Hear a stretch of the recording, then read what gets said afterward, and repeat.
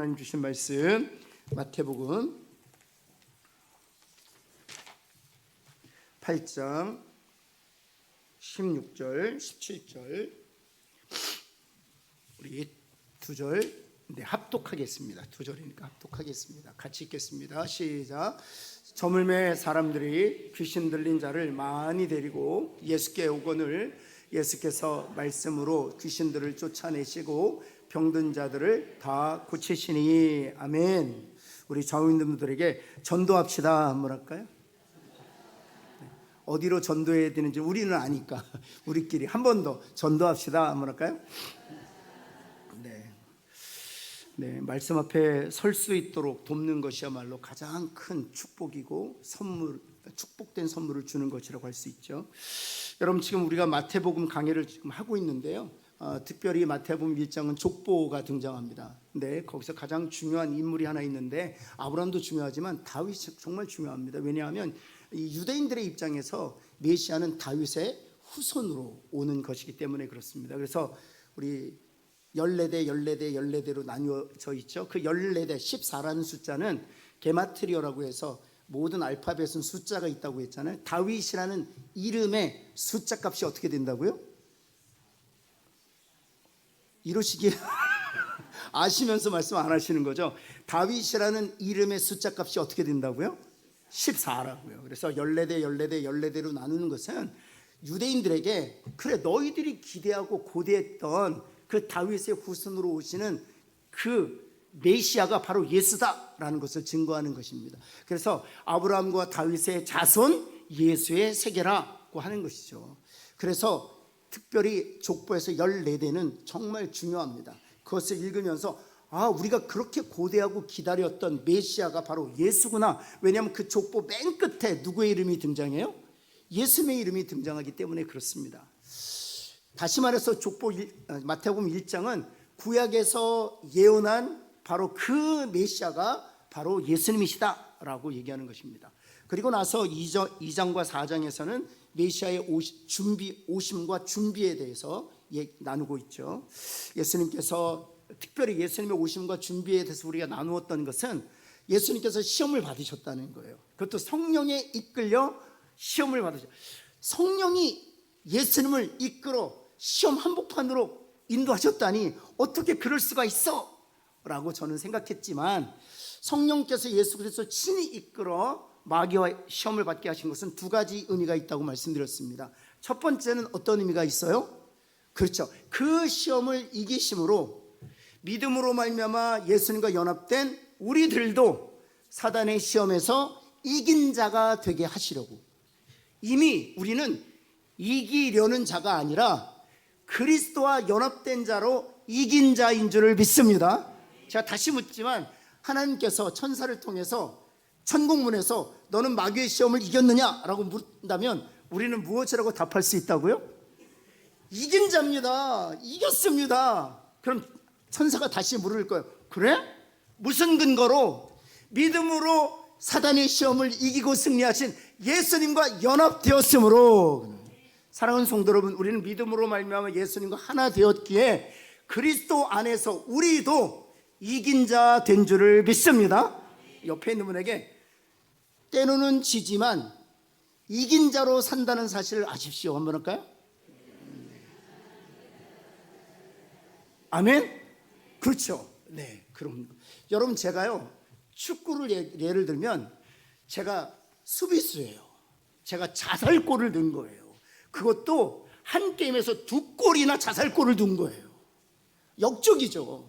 근데 우리 팀의 공격수가 손흥민인 거예요. 손흥민이 해트트릭을 했어요. 3골을 넣었어요. 그럼 우리 팀이 졌나요? 이겼나요? 이겼죠. 저는 자살골을 2번이나 했는데 손흥민이 3골 넣어서 이겼잖아요.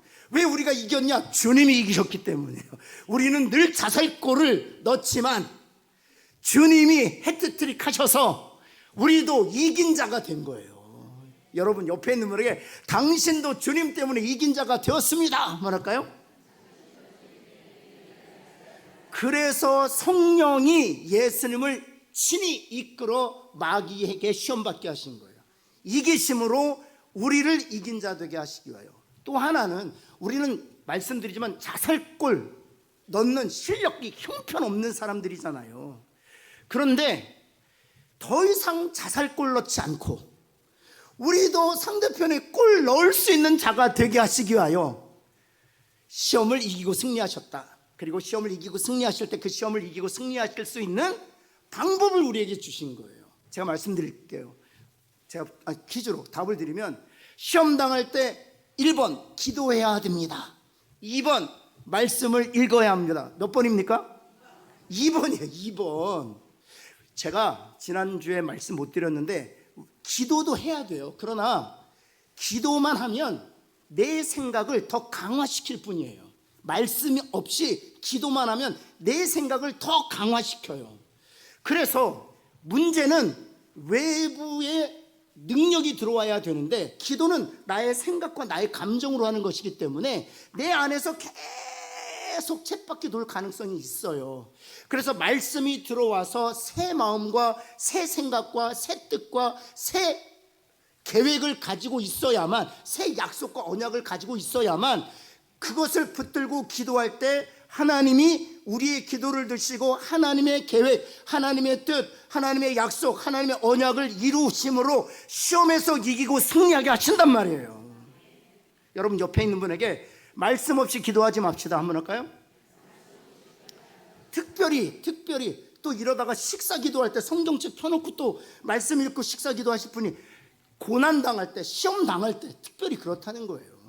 꼭 기억하셔야 됩니다. 말씀이 시험을 이긴다. 3번의 시험을 다 말씀으로 무찔러 쳤던 이유는 바로 그것을 우리에게 가르치시기 위해. 그래서 우리도 더 이상 자살골 넣는 인생이 아니라 상대편에 골 넣는 그런 이 세상에서 이긴 자로 살아가게 하시기 위함입니다. 다시 말씀드리지만 상대편에 골 넣지 않아도 주님이 100골 넣으실 거니까 걱정하지 마세요. 그러나 우리도 주님이 100골 넣으실 때 우리도 한 골은 넣어야죠. 그렇죠? 그래서 함께 기뻐할 수 있잖아요. 함께 기뻐할 수 있어요. 제가 역적이 된 거예요. 2골 자살골을 넣은 거예요. 손흥민이 3골을 넣은 거죠. 우리가 이기긴 했어요. 그런데 여러분 이겨도 뭐예요? 별로 즐겁지가 않잖아요. 이기긴 했는데 즐겁죠. 그러나 내가 한 게 없는 거예요. 그게 부끄러운 구원이라고 얘기하는 거예요. 부끄러운 구원. 여러분 우리도 주님처럼 이기고 승리하는 하나님의 사람 되어 기뻐할 때 함께 기뻐할 수 있는 저와 여러분 되기를 예수님으로 축원합니다. 그래서 주님이 메시아로 오셔서 그 준비를 하신 거예요. 성령에 이끌려 사단에게 시험을 받으시고 그 시험에 이기고 승리하신 이유는 바로 그런 이유다는 것입니다. 그리고 나서 5장과 7장은 천국 백성의 삶과 윤리에 대해서 말씀드렸었습니다. 거기에 팔복이 나오기도 하고요. 그 다음에 여러 가지 10가지 교훈이 있잖아요. 그건 나중에 한번 보시면 되겠고요. 오늘은 하나님 나라의 확장에 대해서 함께 나누도록 할 거예요. 말씀과 능력으로 임하는 나라에 대해서 하나님의 나라가 이 땅에 어떻게 임하게 되는가, 그리고 그 하나님의 나라가 어떻게 확장되어 가는가를 오늘 8장 9장에서 말씀해 주고 계세요. 여러분 특별히 프린트를 보시면은요 10개의 기적이 나오죠. 그게 8장 9장에 나오는 거예요. 8장 9장.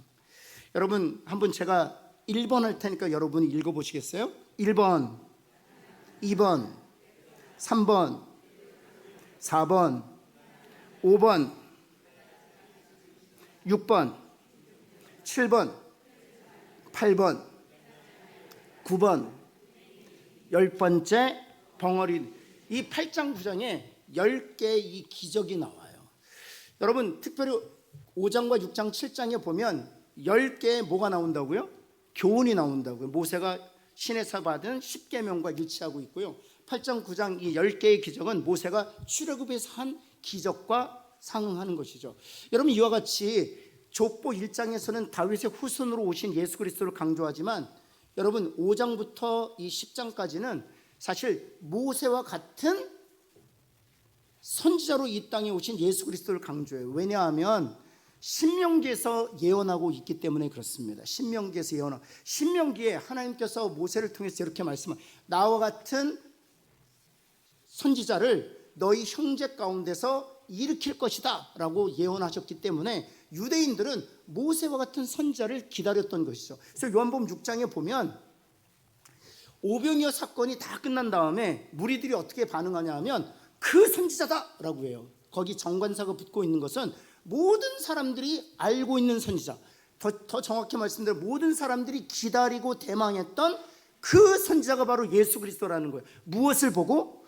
오병이어로 5천 명이 먹는 사건을 보고, 기적을 보고, 그들은 그 오병이어로 5천 명이 먹는 사건을 통해서 무엇을 연상하게 되었어요? 만나로 200만 명이나 되는 이스라엘 백성들이 먹는 것이 연상이 되었고, 바로 예수 그리스도가 모세가 약속했던, 아니 정확하게 말씀드리면 하나님이 모세를 통해서 약속하셨던 그 모세와 같은 선지자구나 라고 이해했단 말이에요. 여러분, 그래서 이스라엘 백성들은 다윗의 후손으로 오시는 메시아만 기다린 것이 아니라 모세와 같은 선지자로 이 땅에 오셔서 우리를 구속할 선지자를 기다렸어요. 특별히 모세가 왜 유대인들에게 중요했느냐 하면, 지금 이스라엘 백성들은 어느 나라의 핍박과 압제를 받고 있었어요? 로마의 핍박과 압제를 받고 있었어요. 그렇다면 그들이 정말 기다렸던 선지자는 어떤 선지자였을까요? 모세였어요. 왜냐하면 모세가 애굽으로부터 자기들을 구속해 주었기 때문에 로마의 핍박과 압제로부터 자기를 구속해 줄 그 선지자를 기다렸던 것이죠. 또 하나, 다윗의 후손으로 이 땅에 오셔서 메시아로서 우리의 왕이 되실 그 왕을 기다렸던 것이, 왜냐하면 다윗 때 블레셋을 점령했기 때문이에요. 그래서 그들은 다윗의 후손으로 오실 왕이신 메시아, 그리고 모세와 같이 로마로부터 우리 압제와 핍박으로부터 건져줄 구원자로서의 메시아를 기다리고 있었는데, 바로 이 마태복음을 통해서 그 메시아를 기다리고 있었던 유대인들에게, 맞아, 예수님이 바로 다윗의 후손으로 오신 왕이셔, 맞아, 모세와 같은 선자가 바로 예수님이셔를 10개의 교훈과 10개의 기적을 통해서 유대인들에 가르치고 있다는 것입니다. 뿐만 아니라 이것은 유대인들에게만 주는 메시지가 아니라 예수님이야말로, 예수님에 대한 조그만 의심을 갖고 있는 사람들이 있다면 오늘 말씀할 예수님이야말로 너희들이 구약에서 읽고 있는 그 다윗 왕의 후손으로 오셔서 왕으로서 이 세상을 다스리는 진정한 메시아요, 그 예수님이야말로 죄와 사망의 권세로부터 우리를 구속하실, 사단의 손에서부터 우리를 건져내실 구속하시는 메시아라고 증거하고 있는 거예요. 여러분, 그 예수 그리스도를 굳게 붙들고 사는 저와 여러분 되기를 예수 그리스도에 다시 한번 축원합니다. 네, 그래서 오늘 10가지 기적을 보여주고 있는 것이죠. 그리고 그거 10가지 기적의 그 중요한 의미만 따서 4가지로 좀 말씀드리면, 첫 번째 이것입니다. 한번 같이 한번 읽어볼까요? 첫 번째, 시작. 하나님 나라의 확장은 예수의 권세 있는 말씀과 치유 사역으로 시작됩니다. 하나님 나라의 확장은 무엇으로 시작된다고요? 말씀으로 시작된다. 이 말씀과 치유가 되게 중요해요. 치유는 무엇으로 말미암아 이루어진다? 말씀으로 이루어진다는 거예요. 이게 되게 중요해요. 치유는 말씀으로 이루어진다. 여러분, 마태복음 8장 2절 한번 보시면, 우리 한번 같이 한번 읽을까요? 스크린에 같이 읽겠습니다. 시작. 주여 원하시면 저를 깨끗게 하실 수 있나이다 라고 나병 환자가 주님께 요청합니다. 그리고 나서 4가지를 볼 텐데, 첫 번째, 예수님의 말씀은 병든 자를 회복시키는 창조의 능력이란, 병든 자를 회복시키는 이 말씀이 창조의 능력과 연결되는 이유가 있어요. 이 세상의 모든 만물은 무엇으로 말미암아 창조되었어요? 말씀으로 말미암아 창조되었어요. 그래서 치유도 말씀으로 말미암아 일어나는 거예요. 여러분, 말씀으로 말미암아 우리들도 치유받게 될 줄을 믿습니다. 그게 굉장히 중요해요. 그래서 보면 A번 보면 나병 환자, 백부의 정, 베드로의 장모 등장하잖아요. 여러분 성경을 한번 펴시겠습니까? 8장 3절 한번 볼까요? 8장 3절. 이 나병 환자를 주님이 어떻게 치료하시는가? 8장 3절 한번 같이 한번 읽겠습니다. 시작. 예수께서 손을 내밀어 그에게 대시며 이르시되 깨끗함 받으라 하시니 즉시 그의 나병이 그 나병 환자를 치료하실 때 주님이 사용하셨던 방법이 무엇이었습니까? 말씀. 내가 원하노니 깨끗함을 받으라. 빛이 있으라 하심에 빛이 있었던 것처럼 깨끗함을 받으라 말씀하셨을 때 그 말씀이 현실이 된 것을 볼 수 있는 것이죠. 여러분 뿐만 아니라 13절 한번 볼까요? 8장 13절 말씀 같이 한번 읽겠습니다. 시작. 예수께서 백부장에게 이르시되 가라 내 믿은 대로 될지어다 하시니, 거기 보면 그 즉시 하인이 나왔다고 그랬잖아요. 그럼 그 즉시 언제를 말하는 걸까요? 내 믿은 대로 될지어다 말씀하신 즉시 하인이 나왔다. 다시 말씀으로 말미암아 치유라는 결과가 빚어졌다는 것입니다. 여러분 치유받기를 원하십니까? 말씀을 마음에 품으실 수 있기를 바랍니다. 말씀 우리 생각 가운데 품으시기를 바랍니다. 말씀 한 절을 붙드실 수 있기를 바랍니다. 그 말씀이 우리를 치료하고 가정을 회복시키고 교회를 온전케 할 줄을 믿습니다. 여러분 두 번째, 하나님의 나라의 확장은 그 다음 중요해요. 말씀의 권세를 어떻게 하는 자에게 임한다고요? 믿는 자에게만 이런. 여러분 그 성경을 한번 펴시겠습니까? 데살로니가 전서 2장 13절 한번 볼까요? 여러분 성경을 한번 보시겠습니다. 오늘은 좀 성경을 찾으면서 볼 텐데요. 데살로니가 전서는 구약이죠. 네, 데살로니가 전서 구약, 데살로니가 전서 진짜 구약 보시면 안 됩니다. 2장 13절 말씀인데요. 같이 한번 읽겠습니다. 제가 갖고 있는 성경은 330페이지입니다. 2장 13절 시작. 이러므로 우리가 하나님께 끊임없이 감사함은 너희가 우리에게 들은 바 하나님의 말씀을 받을 때 사람의 말로 받지 아니하고 하나님의 말씀. 이게 복이에요. 이게 진짜 복이에요. 사람의 말로 받지 않고 하나님의 말씀으로 받는다면 그건 진짜 하나님께서 특별히 여러분을 사랑하셔서 그런 은혜를 주신 거예요. 여러분 사람의 말로 받지 않고 하나님의 말씀으로 받으실 수 있기를 바랍니다. 사람의 말로 받으면은요 어떻게 받는 줄 아세요? 목사님이 그랬지. 목사님이 전화도 안 했지. 목사님이 나를 아는 체도 안 했지. 사람의 말로 받으니까 하나님의 말씀을 들을 때 자꾸 딴 생각이 드는 거예요. 그래서 하나님의 말씀으로 받는 게 진짜 복이라니까요. 진짜 복이에요. 이 복이 저와 여러분에게 임하기를 정말 예수 그리스도는 간절히 축원합니다. 정말 축원해요. 이건 진짜 복이에요. 저도 목사니까 그 집에서 이렇게 또는 유튜브에서 이렇게 말씀이 들리잖아요. 쉽지 않아요. 하나님의 말씀을 듣는 게. 목사니까 이분이 신학적으로 옳은지 교리적으로 바른지를 계속 판단해요. 그래서 제가 하나님의 말씀으로 받는 게 진짜 복이구나. 사람의 말로 받지 않고 라고 생각해요. 여러분 정말 이 복이 여러분에게 임하기를 바랍니다. 왜냐하면 그 다음이 중요해요. 하나님의 말씀으로 받으니 진실로 그러하도다. 그 다음 같이 읽어볼까요? 시작. 이 말씀이 또한 너희 믿는 자 가운데서, 왜 하나님의 말씀으로 받는 게 중요하냐면 하나님의 말씀으로 받을 때 비로소 믿음이 생겨요. 하나님의 말씀이니까 당연히 믿음이 생기죠. 그리고 이 믿음이 왜 중요하냐? 말씀이 역사하게 하는 가장 강력한 도구라는 거예요. 우리가 말씀을 듣지만 우리 삶 속에서 말씀이 역사하는 것을 경험하지 못하는 이유가 어디 있느냐? 우리의 삶 속에서 말씀이 역동하는 것을 우리가 목도하지 못하는 이유가 어디 있느냐? 말씀이 많아요. 제자 훈련도 하고 또 전도 폭발도 하고 엠마오 정착부에서 섬기기도 하고 교사로 섬기, 말씀 가운데 살아요. 그럼에도 불구하고 말씀이 우리 삶 가운데, 우리 자녀 가운데, 내 일터 가운데, 내 주변에서 실제로 나타나지 않는 이유 어디 있느냐? 믿음으로 붙잡지 않기 때문이에요. 말씀은 믿는 자 안에서만 역사하는 줄을 믿습니다. 여러분 특별히 오늘 본문이 그 얘기예요. 말씀이 치유의 결과를 가져다 주잖아요. 근데 말씀이 치유의 결과를 가져다 주는데 중간에 고리가 있어요. 중간에 고리, 말씀과 치유를 연결해 주는 고리가 있어. 이 고리가 빠지면 말씀이 있어도 치유라는 결과는 결코 나타나지 않습니다. 결코 일어날 수 없어요. 그것을 오늘 백부장을 통해서 보여줘요.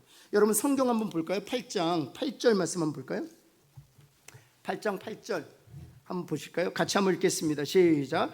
백부장이 대답하여 이르되 주여 내 집에 들어오심을 나는 감당하지 못하겠사오니 다만 말씀으로만 하옵소서. 그러면 내 하인이 내 집에 오실 필요도 없다는 거예요. 내 하인을 볼 필요도 없다는 거예요. 내 하인에게 안수할 필요도 없다는 거예요. 말씀만 하시면 그 즉시로 내 하인이 어떻다? 낫는다는 거예요. 여러분, 그래서 10절에 예수님께서 이렇게 칭찬하세요. 한번 예수께 읽어볼까요? 시작. 예수께서 들으시고 놀랍게 여겨 따르는 자들에게 이르시되 내가 진실로 너희에게 이르노니 이스라엘 중 아무에게서도 이만한 믿음을 보지 못하여. 이만한 믿음을 보지 못해. 백부장은 유대인이에요, 이방인이에요? 이방인이었어요. 이스라엘 중 유대인들 중에서도 이런 믿음을 보지 못했다는 거예요. 이것은 무엇을 얘기하느냐? 구약 성경 전체를 살펴보아도 백부장이 가지고 있는 믿음을 보지 못했다는 것을 의미하는 거예요. 다시 말해서 아브라함의 믿음보다 백부장의 믿음이 훨씬 낫다는 거예요. 다윗의 믿음보다 백부장 믿음이 훨씬 낫다는 거예요. 자신의 12제자보다 백부장의 믿음이 훨씬 낫다는 거예요. 이 믿음의 축복이 저와 여러분에게, 우리 교회에, 여러분 우리 자녀들에게 임하기를 예수님을 축원합니다. 이 믿음이 있다면 말씀이 역사하는 삶을 살게 될 거예요. 여러분, 그래서 13절에 예수님이 말씀하신 거예요. 내 믿은 대로 되리라 말씀. 믿음이 중요한 게 아니에요. 그가 무엇을 믿었어요? 말씀을 믿었어요. 다시 말해서 말씀이 치유라는 결과를 가져왔는데 그 고리가 있어요. 그 고리, 말씀과 치유를 연결하는 고리, 말씀과 응답을 연결하는 고리, 말씀과 회복을 연결하는 고리가 있어요. 그 고리가 뭐라고요? 믿음이라고요.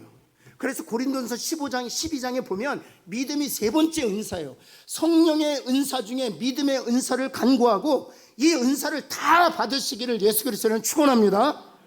제가 정말 부러워했던 평신도 집사님이 한 분 계셨어요. 제가 부목사 때인데 집사님이신데 그냥 안수 집사님도 아니에요. 그냥 평신도 집사님이세요. 한의사셨는데 학문이 깊은 분도 아니었어요. 근데 얼마나 믿음이 좋은지 몰라요. 목사님이, 담임 목사님이 말씀하시면 정말 의심을 요만큼도 안 해요. 예배가 끝나고 집사님이 달려와서 저에게 말하면 제가 얼마나 부러운지 정말 다 믿어요. 정말 다 믿어요. 정말 다 믿어요. 얼마나 그 믿음이 부러운지, 정말 부러운지. 여러분 죄송하지만 들으세요. 그분이, 제가 한번 일전에도 잠깐 말씀드렸는데 그분이 저에게 무슨 얘기를 하냐면, 목사님 그날 담임 목사님이 11조에 대한 설교를 하신 거예요. 그리고 나서 아멘 하는 거예요. 그리고 저한테 쪼르륵 달려와서 저한테 기도를 부탁한 거예요. 목사님 제가 11조 할 수 있도록 도와요. 11조 하고 있는데 11조 더 할 수 있도록 기도해 주세요. 그리고 오늘 말씀을 듣는데 하나님께서 마음을 주셨다는 거예요. 한 달에 1,000만 원씩 11조 할 수 있도록. 그래서 제가 깜짝 놀랐죠. 제가 그분의 수입을 알고 있거든요. 그 한의원에 사람이 없어요. 그래서 제가 일부러 가서 침 맞아주고 안 아픈데도. 근데 1,000만 원씩 11조 하겠다는 거예요. 죄송합니다. 제가 그 이야기 듣고요, 제가 혼자 웃었어요. 사라가 웃듯이 웃었어요. 아이고, 100만 원부터 하시죠. 지금 10만 원도 못 하시는데 어떻게 1,000만 원 합니까? 그 생각이 들었어요. 1년 딱 지나보세요. 나는 거 저한테 오는 거. 목사님, 오늘 제가 1년 전에 목사님한테 기도 부탁했던 것 오늘 하나님 앞에 드렸어요. 그리고 매달 드렸어요. 어떤 분들은 돈 얘기하시는구나, 그렇게 얘기하실 수 있어요. 제가 말하고 있는 건 돈 얘기하는 게 아니에요. 믿음 이야기하고 있는 거예요. 그분이 어떤 믿음을 가지고 있는 줄 아세요? 그분이 그렇게 하나님 앞에 11조를 드렸던 것은 이 믿음 때문이에요. 하나님이 나에게 보내주셨고 환자들을, 내가 그 사람을 위해서 기도하면 그 사람을 하나님이 치료해 줄 거라는 믿음이 있었어요. 그래서 왜 그분이 돈을 벌게 됐냐? 오는 족족 하나님 치료해 주세요. 뭐라 해서 믿음은, 말씀은 누구 안에서만 역사한다고요? 믿는 자 안에서만 역사한다. 여러분 제발 여러분의 생각으로 재단하지 마세요. 여러분의 생각으로 하나님의 계획과 하나님의 뜻을 쳐내지 마세요. 하나님이 말씀하시면 그냥 액면 그대로 믿으세요. 여러분 그런 저와 여러분 되시기를 예수님을 축원합니다. 여러분 세 번째 말씀의 권세를 믿는 자에서만 하나님의 나라가 임해요. 하나님의 나라는 한계가 없죠. 하나님의 나라는 무한하죠. 그걸 우리가 경험한다는 거예요. 세 번째, 하나님 나라의 확장은 하나님의 긍휼과 계속의 사랑으로 나타난다는 것입니다. 마태복음 8장 17절, 여러분 스크린을 보시면 되겠습니다. 같이 한번 읽을까요? 시작. 우리의 연약한 것을 친히 담당하시고 병을 짊어지셨도다. 그렇죠. 하나님의 나라는 말씀으로 임하고 하나님의 나라를 경험하는 사람들은 믿음으로 그 말씀에 반응하는 사람만이 하나님 나라의 그 무궁함을 우리의 삶에서 경험한다는 것입니다. 그리고 나서 이 하나님의 나라는 긍휼과 사랑으로 더 나타난다는 것이죠. 여러분, 그래서 요약을 한번 보면, 요약을 한번 같이 한번 읽어볼까요? 4번 스크린 보고 한번 읽겠습니다. 시작. 하나님 나라의 첫 확장은 병든 자, 소외된 자를 향한 긍휼의 능력 사역으로 시작된다는 것입니다. 이게 바로 하나님 나라의 시작이에요. 두 번째, 하나님 나라의 확장은 자연과 영적 세계를 제압하는 주권으로 드러난다. 마태복음 8장 26절 스크린 보고 한번 읽을까요? 시작. 바람과 바다를 꾸짖으시니 아주 잔잔하게 되었다는 것입니다. 첫 번째 한번 볼까요? 같이 한번 읽겠습니다. 시작.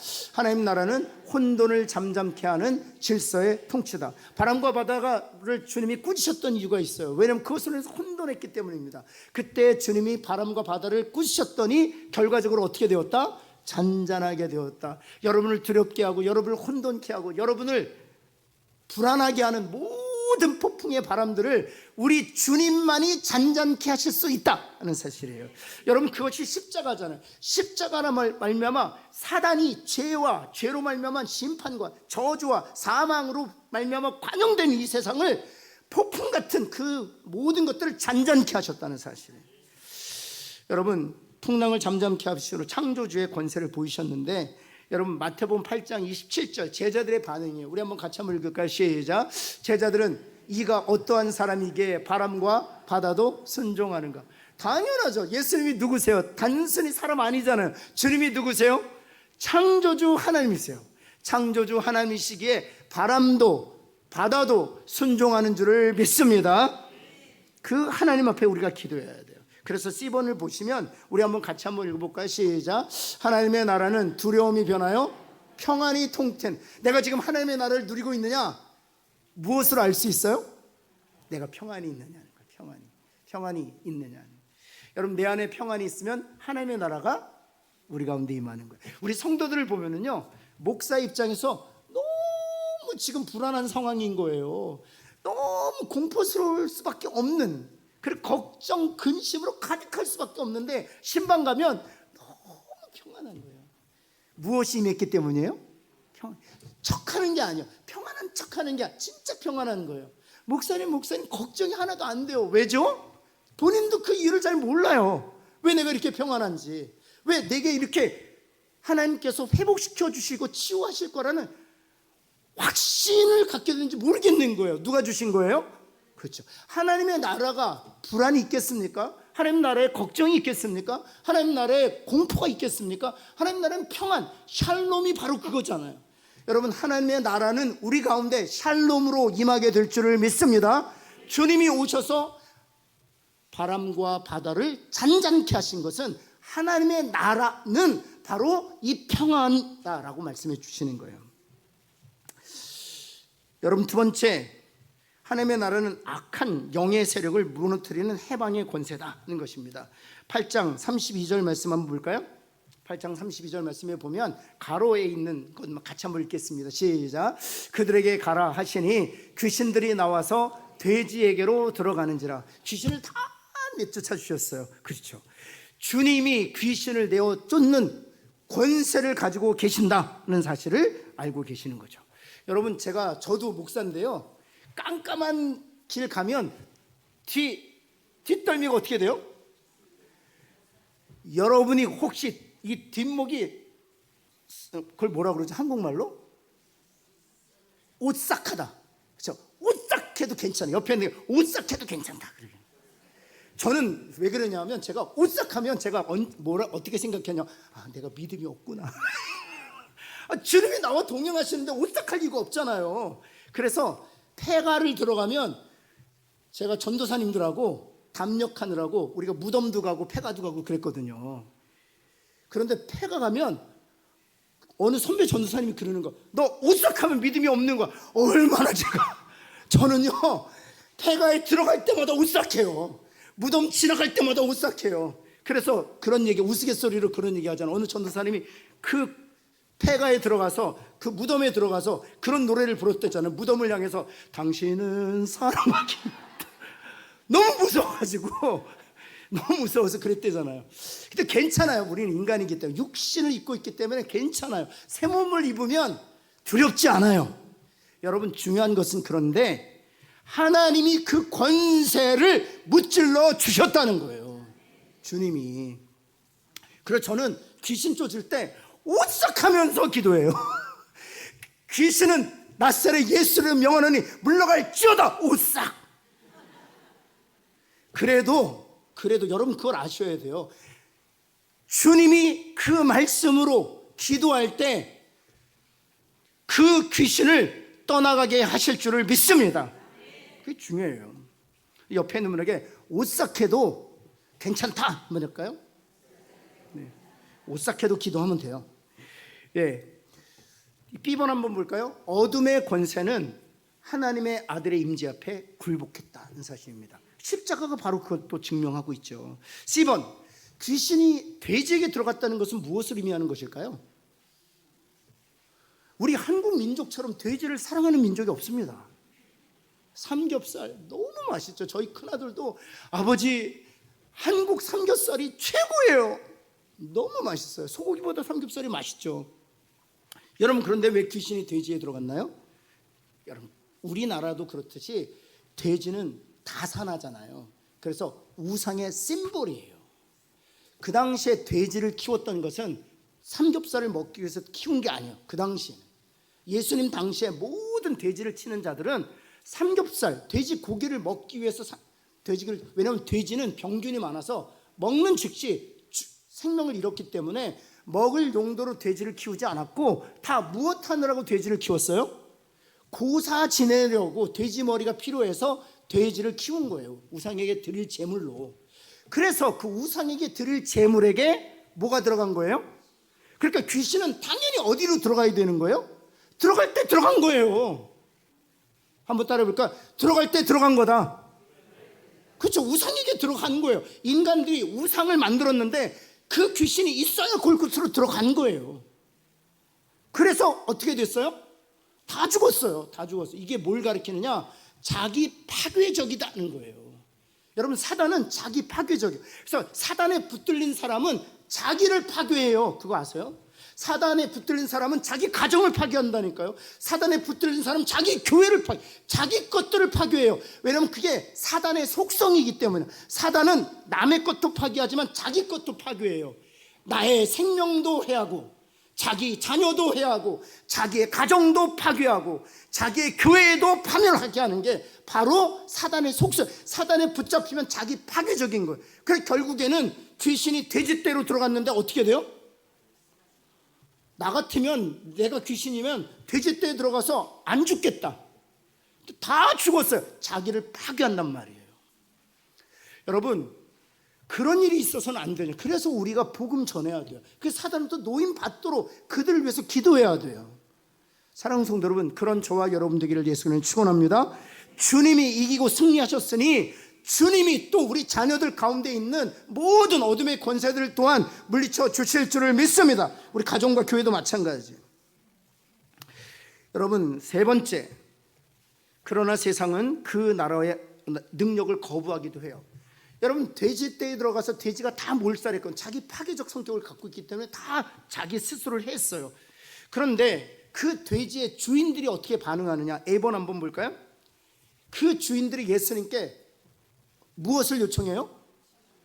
아니, 그것을 보았으면 이래야 되는 게 당연한 거예요. 주님이 바로 우리의 메시아입니다. 우리를 구원해 주시고 우리의 주님이 되어 주옵소서 라고 해야 되는데 우리를 떠나달라는 거예요. 왜냐하면 무슨 손실을 입었기 때문에? 경제적 손실을 입었기 때문에. 따라서 그들은 경제적 손실이 더 큰 거예요. 자신의 영혼의 구원보다 경제적 손실이 더 중요했던 거예요. 그래서 주님이 우리와 함께 하시면 더 큰 경제적 손실을 입을 것이 뻔하기 때문에 떠나달라고 요청하는 거예요. 여러분, 이런 분들이 진짜 있습니다. 예수 믿고 나서 쫄딱 망했다고 예수 안 믿는 사람들이 있어요. 여러분, 이 땅의 삶은 일시적인 거예요. 주님 믿고 구원 얻으면 영원한 삶을 살게 될 줄을 믿습니다. 여러분, 세 번째 넘어가겠습니다. 하나님 나라의 확장은 죄 사함을 통해, 세 번까지만 할게요. 그리고 마칠게요. 하나님 나라의 확장은 죄 사함을 통해 영혼의 깊은 회복으로 확장된다는 사실입니다. 한번 볼까요? 마태복음 9장 6절 말씀 같이 한번 읽겠습니다. 시작. 인자가 세상에서 죄를 사하는 권능이 있는 줄을 너희로 이게 이 말씀을 어떤 사건 속에서 하신 말씀이에요? 중풍병자를 고쳐주실 때 주님이 자리를 들고 일어나 걸어가라, 베데스다 연못에서 만났던 중풍병자에 말씀하신 것처럼 말씀하지 않으셨어요. 이 마태복음 9장에서 만났던 이 중풍병자에게는 주님이 자리를 들고 일어나 걸어가라 말씀하시기 전에 말씀하신 게 있어요. 무엇을 말씀하셨어요? 그렇죠. 내 죄 사함을 받았느니라 말씀하셨어요. 그리고 나서 주님이 유대인들에게, 그 광경을 목도하고 있던 유대인들에게 묻죠. 일어나 상을 가지고 걸어가라는 것과 내 죄사함을 받았느니라 하는 것 중에 어떤 것이 쉽냐 이렇게 물어요. 무엇이 쉽습니까? 내 죄사함을 받았느니라가 쉬운 것처럼 보이죠. 제 경우엔 그래요. 왜냐하면 일어나 상을 가지고 가라 하면 그건 눈으로 보여져야 되잖아요. 기적이 일어나야 되잖아요. 내 죄사함을 받았느니라 이런 거 보여요, 안 보여요? 안 보이니까 여러분들은 내 죄 사함을 받았느니라 쉬워 보이는 거죠. 근데 그 당시 상황은 우리가 잘 아는 것처럼 제가 만일 내 죄 사함을 받았느니라 하면 그 당시에는 죽어야만 했어요. 왜냐하면 죄 사함의 권세는 누구에게만 있기 때문에, 하나님께만 있기 때문에 지금은 제가 강 목사님한테 내 죄 사함을 받았느니라 해도 안 죽어요. 근데 그 당시에는 이 말을 하는 즉시 저는 신성모독죄로 고소를 당하기도 있고요, 스토닝, 돌에 맞아서 광장 한복판에서 죽임을 당해야 되는 거예요. 그렇다면 내 죄사함을 받았느니라 하는 말과 일어나 상을 가지고 걸어가라 하는 말 중에 어떤 게 더 어려운 거예요? 예수님 당시에는 죄사함을 받았느니가 더 어려운 거예요. 여러분, 일어나 상을 가지고 걸어가라, 일어나지 못해도 아무 일 일어나지 않아요. 내 생명에는 아무런 해가 되지 않아요. 그러나 죄의 사함을 받았니라 말하는 즉시 신성모독죄를 범한 죄로 모든 사람한테 죽임을 당한단 말이에요. 그럼에도 불구하고 주님이 죄 사함을 받았니라 말씀하셨던 것은 주님에게 어떤 권세가 있음을 많은 무리들을 하여금 깨닫게 하시기 위하여 죄 사함. 여러분, 그래서 예수님을 믿으면 우리의 모든 죄가 영원히 도말하는 거예요. 왜냐하면 주님이 죄 사하는 권세를 가지고 계시기 때문에. 그 주님이 나와 함께 하시는 줄을 믿습니다. 그래서 나의 죄는 주 안에서 다 사해진 거예요. 옆에 있는 분에게 당신의 모든 죄는 주 안에서 다 사함을 받았습니다. 아멘. 한번 할까요? 네. 그래서 보면은 1번 한번 볼까요? 같이 한번 읽겠습니다. 시작. 하나님 나라의 중심은 육체의 치유보다 영혼의 구원이에요. 그래, A번 보시면 예수께서 중풍병 내 죄 사함을 받았니라 말씀하셨잖아요. B번 시작. 하나님의 나라는 인간의 외적 문제를 넘어 죄의 뿌리 문제를 해결한다는 거예요. 모든 건 그 죄의 뿌리로부터 시작되는 것이기 때문입니다. 그게 치유돼야 그럼 인간의 외적 문제도 치유되기 때문이죠. 2번 한번 볼까요? 같이 한번 읽겠습니다. 시작. 예수님의 사역은 하나님의 통치가 하나님의 통치는 무엇입니까? 죄를 사하는 권세. 죄를 사하는 권세가 예수 그리스도 통해서 이 땅에 임했다는 거예요. 그래서 A번을 보면 인자가 땅에서 죄를 사한다. 하나님의 나라가 우리 삶 속으로 들어왔다는 것입니다. 여러분, B번을 보시면 이는 단순한 기적이 아니라 새 시대의 도래예요. 그 이전에 모세도 죄를 사한 적이 없어요. 사무엘도 죄를 사한 적이 없어요. 그들에게는 그런 권세를 하나님이 부여하신 적이 없기 때문에. 그러나 하나님이 예수님에게 죄 사는 권세를 주셨다는 거예요. 여러분, 출애굽기 32장에서 금송아지를 섬기는 이스라엘 백성들 하나님께서 징계하려고 하셨어요. 심판하시려고 하셨어요. 그때 모세가 이스라엘 백성들의 죄를 사했나요? 아니요. 모세는 하나님 앞에 철저히 기도합니다. 하나님, 그들의 죄를 용서해달라고. 모세에게는 죄를 사하는 권세가 없었기 때문에. 그러나 주님은 친히 죄를 사하는 권세가 있다는 사실이에요. 그 주님이 우리 안에 있고 그 주님이 우리 안에 계심으로 우리의 죄는 영원히 사함을 받은 줄을 믿습니다. 여러분, 세 번째, 한번 읽을까요? 시작. 죄 사함을 경험한 자들이 하나님 나라의 확장의 통로가 된다는 것입니다. A번을 보시면 중풍병자가 일어나 걸어갈 때 많은 이들이 그를 보고 하나님께 영광을 돌려서 죄 사함을 받은 자들은 하나님께 수많은 사람들을 인도하는 축복의 통로로 하나님이 사용하기를 기뻐하신다는 거예요. B번을 한번 볼까요? 한 사람의 회복이 공동체 전체의 하나님 나라 체험으로 확장된다는 사실이에요. 사랑하는 성도 여러분, 우리들도 죄사함 받은 자로서 주변에 있는 많은 사람들에게 죄사함을 증거하고 그들도 예수와 연합되어 죄사함의 은총과 축복을 누리게 되기를 예수 그리스도는 축원합니다.